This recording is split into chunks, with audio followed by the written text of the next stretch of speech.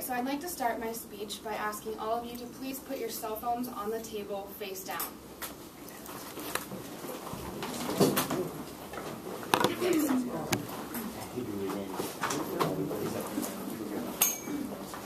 Thank you.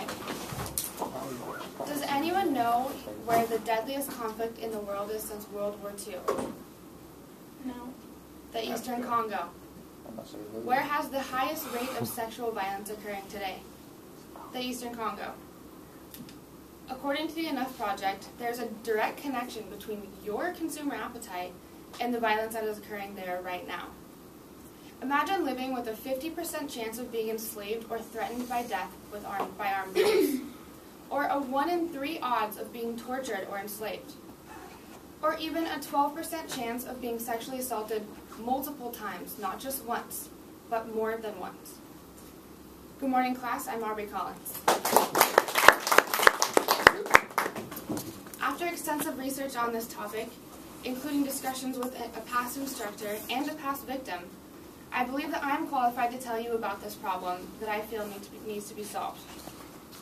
The reason that I'm here today is to convince you to make a difference in this world and to persuade you that you need to make a change. After my presentation, I hope that you all agree that a policy needs to be enforced in order to change this conflict from happening. First, let me begin by giving you a brief background on the topic, and then we'll explain the problem. So the Congo has been a huge source for minerals that we use to build electronics, such as your cell phones that you have on the tables and that camera that's filming me right now. The 4 main ones are being gold, tantalum, tin, and tungsten. The mines themselves are controlled by militia.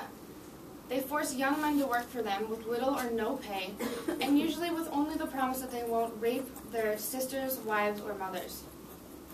After the minerals are dug up, they're smuggled out through illegal routes by these armed groups. They make millions every year, and with these millions, they buy weapons. So let's look at the problems. First problem is with the mining in Africa is the mistreatment of the natives in the area. A lot of African tribes follow their women, a matriarchal society. So the militias use this they target women and they rape them, essentially breaking down their societies and forcing the men to feel vulnerable, making them easier targets for them to work in the mines. A new study in the American Journal of Public Health estimates that nearly 2 million women have been raped in the Democratic Republic of Congo, with women victimized at a rate of 1 every minute of every single day. Women are not the only victims, though. Armed groups control villages and enslave the male populations as early as age 5. Another problem is the conditions that the miners are forced to work in. The people who work in the mines face incredibly tough conditions. Many even sleep in the mines in order to not lose their place, so they might have just another chance to go see their family in a few hours. According to the Global Post, the conflict has killed over 5 million civilians and miners and forced some 3.4 million people out of their homes. Now that we've dug up the problem, let's discuss the causes behind it. This problem is fueled by 2 main groups: the companies that purchase these minerals and you, the people who use their products.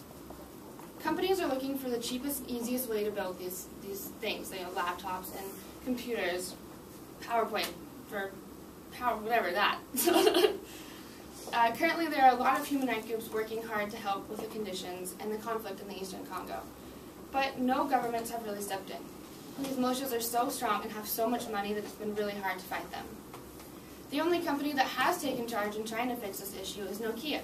They've actually purchased their own mine there, and they run it with the militia. So it is able to happen. The second cause is you, the consumers. You're directly supporting this rape, starvation, and death by buying these products. I believe that this is mostly because a lot of you aren't even aware that this is happening, right? Does anyone before this speech knew about this? No. As shown by Peter Estrad, a specialist on the conflict, billions of people who have been killed specifically over these minerals, and the number will keep rising until you all decide to do something about it. After looking at the problem and a few causes of that problem, let's try and find a golden solution to help this. So let's look at the personal level. Let's look at what you guys buy. Let's look at what your family buys and what your friends buy. I want you to take a minute when you get home, go on the internet and try and find where these minerals are coming from, or if they're coming from a smelter in India, which is usually where the minerals from Congo go. Now, if you find that they happen to come from Congo or a conflict area out of not even in Congo, anywhere, I'd like you to write a letter to the CEO of that company. Now, once again, you guys might think that this is useless because what is one letter going to do? But imagine if we all did it. Imagine the damage that could happen if the entire school sent a letter to the CEO of a company. For example, students are Apple's biggest buyers. If all of a sudden all the colleges around the world were sending letters to the CEO about this, they would have to do something. Now we need to look at a company level. What can companies do themselves? The companies need to identify where their minerals are coming from. This can easily happen by keeping track of the minerals and not obtaining them from the Congo until the issue is solved. And on a global level, the government needs to get involved in this conflict, whether it be the Congolese government or the UN, or someone needs to overpower the government. They need to enforce policies to help reduce the terrible working conditions. They also need to implement strict laws about the conditions that they're working in and the working age. Lastly, they need to determine a way to work with the militias in the area, as Nokia did. They're not just going to disappear and mostly won't be happy about the invasion of us and the standards that we're demanding.